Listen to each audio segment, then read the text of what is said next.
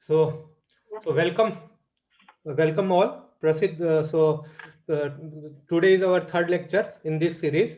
So let's start.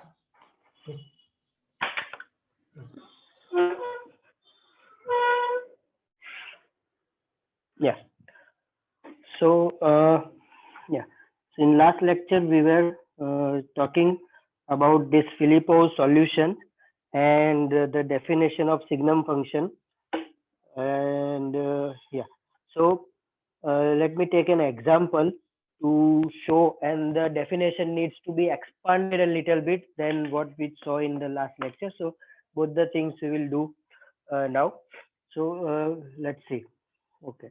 So, we have come to the point where we have this first order differential equation sigma dot is equal to and we have used this discontinuous function signum of sigma where signum is defined, signum is used to represent a relay which is on and off action relay. And then we yeah so then yeah so we'll take one example, uh, and with that example I will also introduce the Filippo's equations for solution at the discontinuous points. So so this is one example which is from Filippo's book, right? uh, we have sigma derivative is equal to 1 minus twice signum of sigma. And let's see, for sigma greater than 0, when sigma is greater than 0, the derivative sigma dot is equal to what? Minus 1, correct? And uh, if we integrate this, if we solve this differential equation, sigma dot is equal to minus 1, then we got what? Sigma of t is equal to minus t plus sigma of 0, that initial condition. And for sigma less than 0, the sigma derivative is equal to 3. And then we get sigma of t is equal to 3t plus initial sigma. Right. So now if we see, if we try to plot these solutions, so if the sigma initial condition is positive, let's say at time t is equal to 0, the initial condition is positive. This is our sigma 0. Then the derivative of sigma is minus t plus sigma 0. So the solution is minus t plus sigma 0. So the derivative of sigma is minus 1. So sigma is decreasing. Sigma is decreasing and it will become exactly 0 when t is equal to sigma 0. Correct? When t becomes sigma 0, the value of sigma becomes 0. Now, uh, how to continue solution from this point ahead is not known. So we cannot continue the solution forward from this point. The classical solution, the classical notion of the solution cannot be continued ahead from here, because what happens that we don't know what is happening at sigma is equal to 0. When sigma is equal to 0, what is the derivative? What is sigma dot? At sigma is equal to 0, that is not known to us. At sigma is equal to 0, value of signum function is not known, and we cannot continue the solution after sigma becomes 0. So that is one of the problem. And as we had discussed earlier also, the uh, uh, some of the literature will find the solution to define signum sigma equal to 0 at sigma is equal to 0, but this will not help, and we'll see in this example that say we have run into trouble that sigma equal to 0 and we don't know what is sigma dot. So to for an easy way out, you say that at sigma is equal to 0, let us put signum is equal to 0. So then you will get that sigma dot is equal to 1 at when sigma is equal to 0, right? But that will not help, because what is the what happens when sigma starts from the negative side? If sigma 0 is some negative, so here if we have sigma 0, then then sigma dot is 3, so sigma is increasing, and at some time again sigma becomes 0. So this is the way solution behaves when sigma is negative. And here also, if we see around this point, so after uh, after sigma crosses sigma equal to 0, it comes back here like this. So in practice, if we make this system in practice, we will see something like this, uh, sigma remaining 0. And if we assume this ideal signum, so if this is ideal signum, so instantaneous switching, infinite frequency switching is assumed, then this sigma remains 0 after reaching 0. Sigma cannot become negative or positive after sigma has become 0 for this equation. For this equation, the solution will be sigma equivalent to 0 once it has become 0. But then we have trouble that after t is equal to sigma 0, the sigma has become 0, sigma of t is equivalent to 0. What that means is, that means this should imply that sigma dot should become 0, because if sigma is constant, then the derivative must be 0. Derivative must not be any other value than 0. But if you put this, if you if you use this definition of signum, if you use this definition that signum of sigma is 0 at sigma is equal to 0, then you get sigma dot is equal to 1 when sigma is equal to 0, which is incorrect, which cannot explain the behavior of the physical system when when sigma is equal to 0, right? So that is why Filippov's notion is used to explain the solution at the point of discontinuity. Now, in general, solution is defined using the inclusion that we saw, that this differential equation will be converted into a differential inclusion, and then the solution of this differential equation is the solution of that particular differential inclusion. And how to find that differential inclusion? There are several definitions, methods to find the differential inclusion. One of them is Filippov, another is by Utkin, which is known as equivalent control. So, and we had seen the definition of that inclusion here. So this was the Filippos inclusion equation. For this example, we will see this inclusion also, and we will find the we will we will get peace with this, that when sigma becomes 0, sigma dot is also equal to 0. We have to understand this. We have to come at peace that this solution is all right. This Filippo's solution explains the physical behavior of the system that is happening with this equation, right? So you can make this equation in laboratory. You can create a relay and you can create an integrator, and this is very easy to make in laboratory. And this behavior, physical behavior, can be explained using Filippo's solution. Now, what does Filippo's solution say is that instead of using this equation, you have to make this Filippo's inclusion, differential inclusion, where this set f has to be computed using that formula. So we will not uh, look at that formula right now. Let me show you one image uh, which clears, which many of you might have seen somewhere in the literature. Right.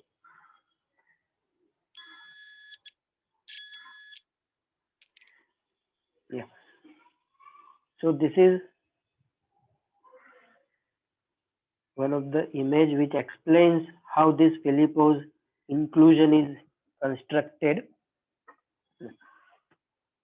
So this plane P, this plane is the plane of discontinuity. In our example, we have only one point of discontinuity. We will see what happens there. And we are looking at a point here, a point on this discontinuity plane. And we see, instead of looking at exactly at that point, we see the neighborhood of that point, and in that neighborhood we have this vectors, f vectors, which are described uh, by that function in the neighborhood of that point. And then we take this convex closure. So this line makes the convex closure of all those vectors. Well, for a three-dimensional case, uh, it looks something like this. Mm, Something like that crocodile's jaw. You can imagine it something like crocodile's jaw, where both the upper and lower jaw of the crocodile forms the vectors, and then the tip of the crocodile's jaw is connected to like this to get the Filippov's inclusion set. So this is F. So this is our F at this discontinuity point X, right? So let me show you for this equation how can we calculate that Filippov's set. So this is our differential inclusion whose behavior we want to explain in Filippov's sense, and at sigma is equal to 0 is our discontinuity point. Now let us see on the real line where we have sigma is equal to 0, just beside the discontinuity point, in the neighborhood of the discontinuity point, when sigma is positive. When sigma is positive, we have uh, sigma dot is equal to -1. And when sigma is negative, just in the neighborhood of the point sigma is equal to 0, we have sigma is equal to, we have sigma dot is equal to +3. And then just like in this case where this is F minus, this is F plus, and we connect the endpoints to get the Filipppov's inclusion, that here we connect these two endpoints. These two endpoints are connected. So -1, 2, 3, and that is our Filipppov's inclusion. So Filipppov's inclusion F is a map. It is a set valued map which takes maps R to I, where I is some interval of uh, R, so some closed interval in R. And for this case, for our case, in this differential equation, sigma dot is belongs to -1 to 3. So now this is the differential inclusion, and we say that now the solution of this differential equation turns into this differential inclusion, and the solution of this differential inclusion will be the solution of our differential equation. Now we have still not see how to explain the behavior at sigma is equal to 0. So for that, Filippov says that uh, you have to find the normal to the surface, and the the vector which gives you this tangent. So this F0. So here you have this F0, where this F0 is tangent to the surface. So this is your surface, and this F0 is the tangent to the surface. So at point of discontinuity, you should consider the derivative equal to F0, which is the tangent to this surface, and that can be computed easily by method given by Filippov. So he has given the method to compute this F0 also. So at the point of discontinuity, what will be the value of sigma dot? So for our scalar case, we can compute that very easily using the formulas that are given by Filippov. I will tell you what uh, Filippov said, that it is the convex combination of, this is the convex combination of, yeah, so both the F plus and F minus, and the convex combination constant will be like this. Okay, so let me write those equations. So you compute the constant for convex combination, this Fn minus and Fn plus. Let me explain what is Fn minus. Fn minus is the projection of this F minus on the normal of this surface. So this is the normal direction. So the projection of F minus is Fn minus, and projection on the normal of this F plus vector is Fn plus. So these are the projections on the normal to the surface. So Fn minus and Fn plus are the projections of F minus and F plus. What is F minus and F plus? F minus is sigma dot when sigma less than 0, and F plus is sigma dot when sigma greater than 0. Okay, so then we found this constant alpha, and then at the point of discontinuity, your F0 is the convex combination of this F plus. Prasid, F minus is a projection, right? F minus is the value of vector. Fn minus is the projection. Okay, F minus is a value of the. Is the value of vector. So now let us compute this for our problem. Right. So for our problem, we have, let me write it again, sigma dot is equal to 1 minus 2 sine of sigma when sigma greater than 0. Sigma greater than 0 gives us F plus, and which is sigma greater than 0 is F plus, which is equal to minus 1. And sigma less than 0 gives us F minus, which is 3. Correct?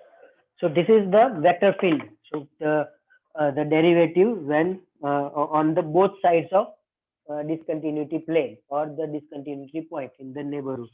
So we have this F plus minus 1, F minus is equal to 3, and which is same for mm, this single scalar problem. The normal, the projection on the normal is also the same.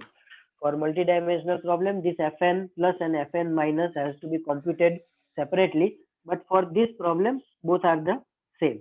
Right? So, okay. So now if we calculate alpha, alpha is Fn minus, which is 3 divided by Fn minus minus Fn plus.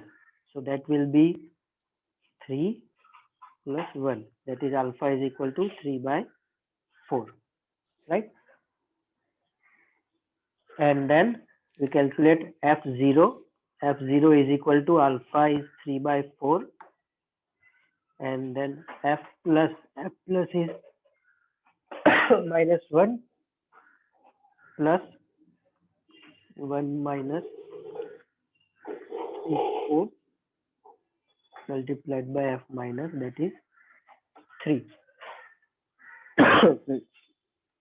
So I think we can see now that this is equal to 0. Correct?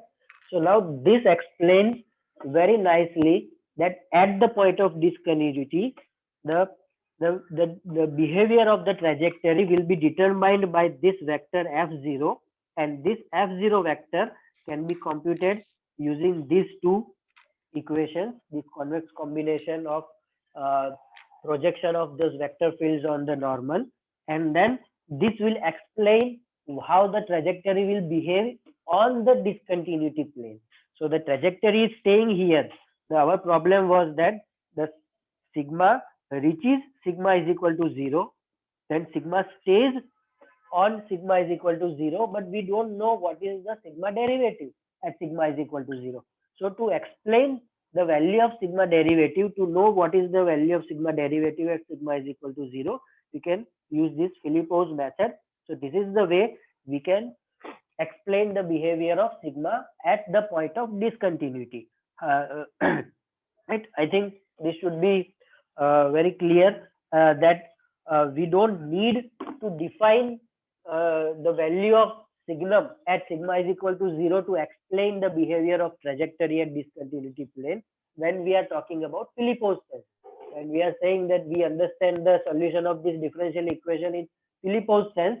At that time, we don't really need to define the value of the function at the point of discontinuities, because Filipppov's definition takes the neighborhood of the discontinuity point, and at the discontinuity point it will be given by this F0.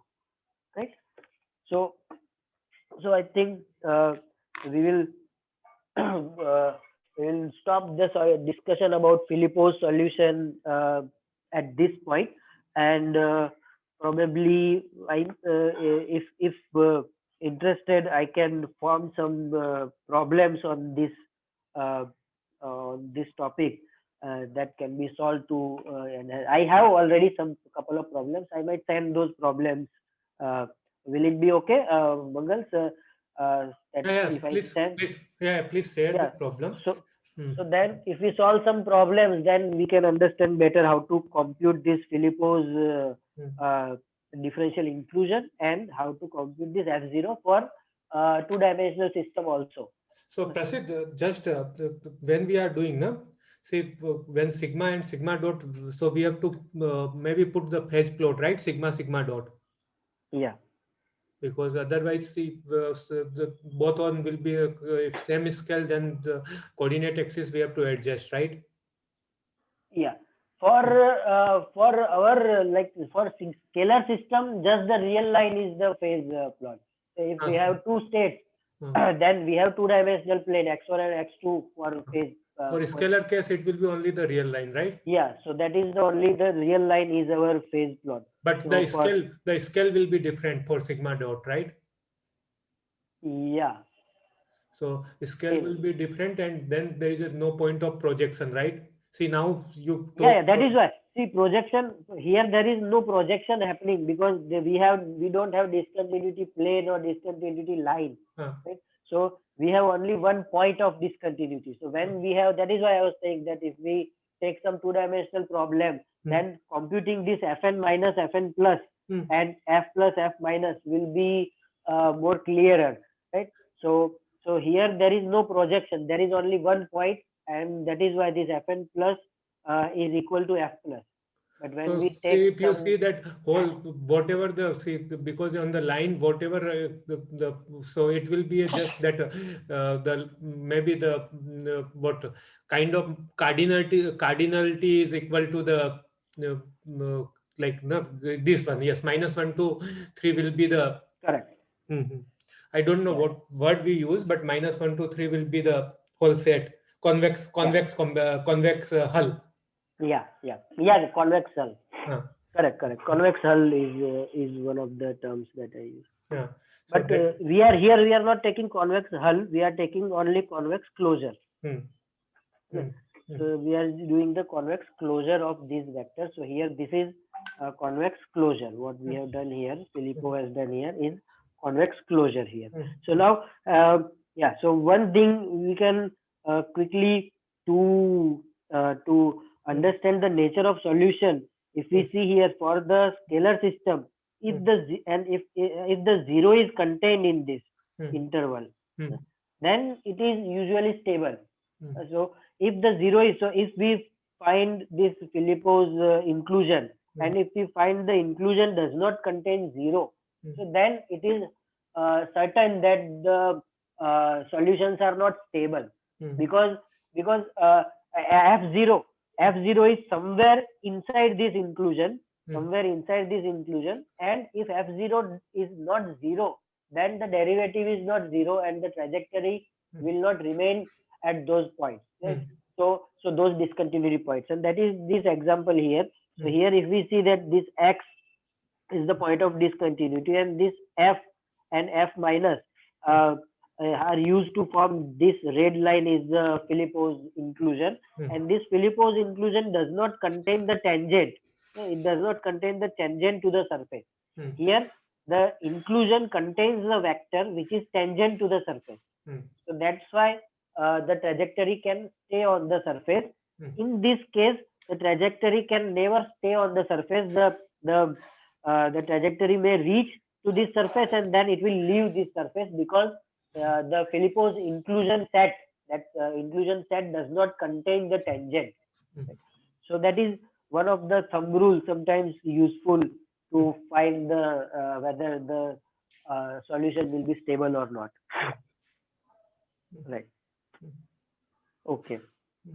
So anything else? If there is no other questions, Yeah, in the chat also there is no other questions from participants. So then uh, let me start talking about some disturbances and uncertainties. Right. So let us go back to our original system where we had taken x dot is equal to fx plus gx u, and now let us take some disturbance dt of t and x. Right. So this is some exogenous disturbance that we do not know what it is. It may be time dependent, it may be dependent on the states also. Some parametric uncertainties will be dependent on state. Right. Some exogenous disturbances might be time dependent. And the procedure that we follow will remain the same, uh, that we have a function sigma of x, and we find the derivative of sigma, time derivative of sigma, and then we will still come up with something like this.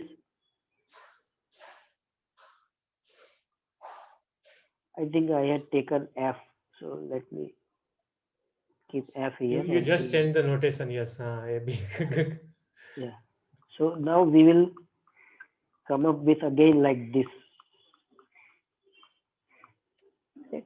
So with even with this disturbance, when we have this disturbance, we will be able to uh, get the sigma derivative in this form, right? Because it is again the sigma derivative is equal to this grade sigma, which is just this dot x dot, right?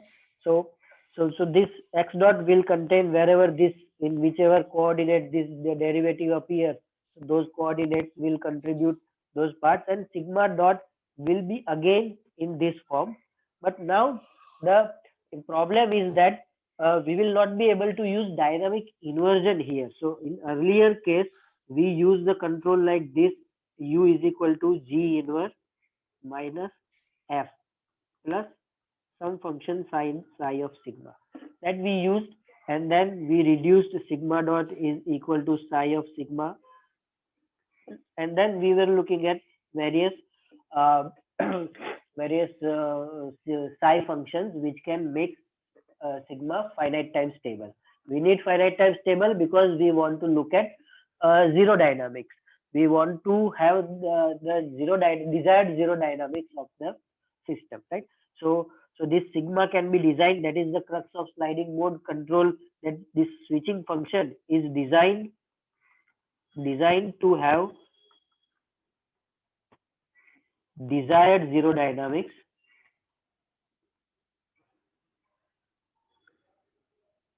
desired zero dynamics, and then you make this sigma zero in finite time. So whatever desired dynamics are designed, so we have designed that we want this dynamics for the system. Those dynamics will appear when sigma is equal to zero. Right? So now we make the sigma is equal to zero by using this G inverse and minus F and all that. But now with the disturbance we cannot do that. We cannot, because now this F and G have this disturbance terms in them, and then we don't know what exactly G inverse is, what exactly F is, right? So in that case we have to still we can stabilize the system by taking by assuming that we know the bounds of these functions f and g. So if we assume that we know that d of tx magnitude is less than some value, some d which is in r, right? Or if it is a vector, then this d can also be in Rn, no problem there. Uh, and if we assume this, uh, then we can uh, write this: f of tx will also be bounded by some value capital F, and uh, if I want to write Rn here, then I cannot write the magnitude here. I will have to write that di here. So each di I can write this. Each di is less than some capital Di which belongs to R, right? Then this magnitude of F.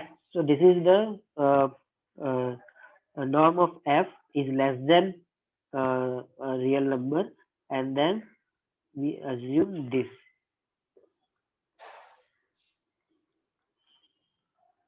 Okay. So this G is lower bounded by G small m. This is also a constant. Both F and G m are known constant. So now we assume this. Now F, uh, so lower bound on G has to be assumed. G is not allowed to go very near zero, because otherwise we have loss of controllability if G becomes zero, and when G nears zero, the control effectiveness is becoming less. So so uh, in some domains, this there are constants which are called control effectiveness constants. So if G is very near zero, it reduces control effectiveness.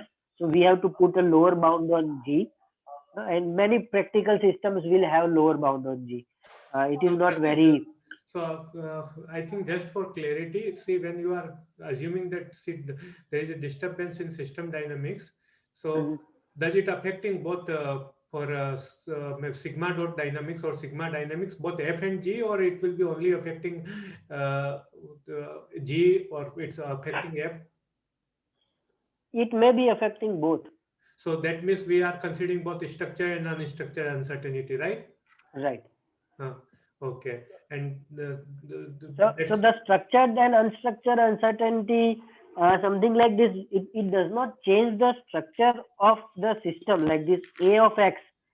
So if we say that this A of X is the structure of the system, then that structure remains same. So this structure is not changing. There is some uh, structure of the system defined in AX and BX that does not change. But when Anyway, we even this your F and G both has uncertainty, but it's entering through the control channel, so you can say it's a matched uncertainty, right? Yeah. So we will, yeah. So we have not yet discussed about match uncertainty. Uh, Uh, so I'm right now I'm giving this general idea. oh, So how this dynamic inversion mm, uh, uh, cannot be used when we have uncertainty, mm, and we don't know G and F exactly, mm. and still we And, can, if we use this discontinuous function, still we can stabilize. And how can we do that? If we assume this bounds on F and G, mm, right? So if we assume these bounds on F and G, mm, right, then uh, and yeah, so what I was talking about is that this lower bound on small g, this lower bound is quite natural. We will have almost all practical systems with lower bounded g. uh, there are systems where g changes sign, and there is loss of controllability in between. There are some singularity problems, if uh, someone may have read in the literature. So for those systems, this will not work as yet without any modification. But right now we have assumed lower bound on G and upper bound on F. The F is upper bounded. Here, usually there is some dissent in people that upper bounded F assumption is too strict. But in practice, it is not very strict, because the states always have, so states are some physical quantities, they have some upper bound. Usually you don't have the unbounded physical quantities available. If it is angle, then angle has some upper bound, and if it is velocity, then we don't have infinite velocity. So we can consider some upper bounds on states, and those upper bounds combined with this upper bound on this disturbance will give us the upper bound on this function f. Okay, so now when we have this upper bound on f and lower bound on g, we can propose a control. We can say that the control u is equal to minus k SGN sigma. So with the sigma as defined as understood earlier, can stabilize. Let me say this number I have forgotten. Let me put one only. I can stabilize 1 in finite time. Hmm? Right? So, so it looks quite surprising that we have the equation. Let me write equation here itself. Sigma dot is equal to f tx plus gtx u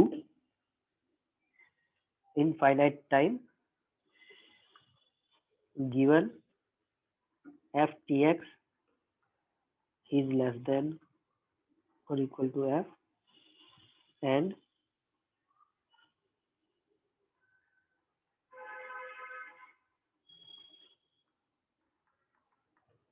GTS, right? So this is the very important and very nice result that if that is quite that forms quite core understanding of sliding mode controls robustness, where the robustness comes from. So now you can see if we don't know anything about F and G, mm, uh, even if we don't know anything about A and B. Hmm. The structure of A and B is not known. We don't know what is the structure of A and B. We don't know what is the structure of D. But if we can somehow, by some experiment, if we can find out the bounds cap- capital F and capital GM, right, then we can still stabilize the system without knowing the value of F and G. Then how does that happen? Let us see. So, when sigma is equal to 0, sorry, when sigma greater than 0, what is the differential equation? We have sigma dot is equal to fx minus k gx, right? I am using t also here, so let us put t. Hmm? When sigma is equal to, so when sigma greater than 0, the closed loop differential equation becomes like this when we apply the control. And now, if we want to stabilize this in this equation, then what should we have? We must have sigma greater than sigma dot. We must have sigma dot less than 0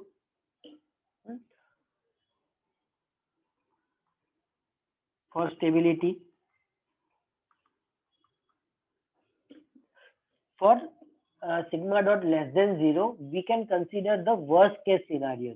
What is the worst case scenario? What is the worst case that can happen to this equation? The worst case that can happen is sigma dot is equal to f is the maximum positive. It is maximum positive. So we have this maximum positive f, right? And this G is the minimum, right? That is the worst case scenario because G supplies the minimum control, G multiplies the control coefficient K, and G is supplying the minimum control, and this F is the maximum. That is the worst case that can happen. There is nothing worse than this. Okay? All for all in between values of f and g, for all other values of f and g, uh, uh, the sigma dot will be negative if we can ensure the negative sigma dot for these values. Correct? Is it clear? This part has to be very clear, and this is because this is used in almost all the proofs of sliding mode control, higher order sliding mode control. They use these worst case scenarios where you uh, uh, establish the convergence, the stability property for the worst case disturbances, right? So for this equation, then it for all other values of uh, f and g, sigma dot will remain less than 0. So now this give us the condition on k, that k has to be greater than capital F divided by GM. And both of them are known. We know the value of capital F. We have assumed that we know the upper bound on function F and we know the lower bound on function G. So if we know these two bounds, then we can compute the value of K easily, and that is our control. That is our control. That u is equal to minus k sigma of sigma. So that is one case when sigma less than 0, sigma dot is equal to ftx plus kgtx.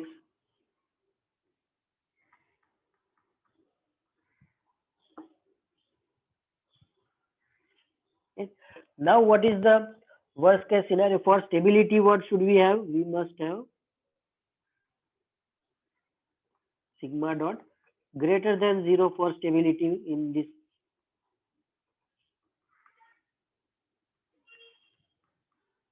Right? So what is the worst case here? Sigma dot is equal to minus f plus kgm. Right? So f becoming most negative, f can be this negative, maximum negative value of small f is minus f, right? So this is the maximum negative value of f that we consider when we want to make sigma dot positive. We want to have, we want to keep sigma dot positive for all possible conditions, for all possible f and g. We want to keep sigma dot positive when sigma is negative, right? So for this, we want to have this condition greater than 0, and again we will get k should be greater than f by gm, right? So for both the cases, we get the same condition on k. If we would have gotten different condition on k, then we would have selected the larger one, right?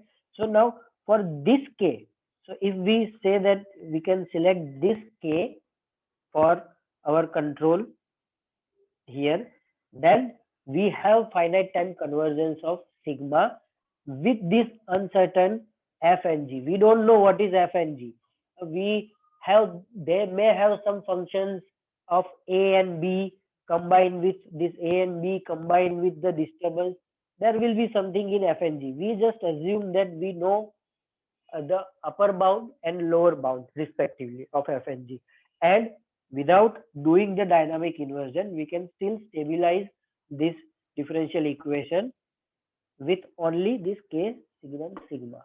So this with appropriately designed value of gain, right? So this is what the basic idea of robustness in sliding mode control is, that you don't need to know the exact function, you need to know only the bounds, and you can put this bound on f if you have put the bound on d. And so if the constant bound on d is put, then you can put the bound on f and g, and then you can stabilize the sigma in finite time, right? So I think for today we'll stop here, and in the next class we will uh, start with probably higher order sliding mode control from here. A little bit introduction of higher order sliding mode. So if there are some questions here, is there any question here right now?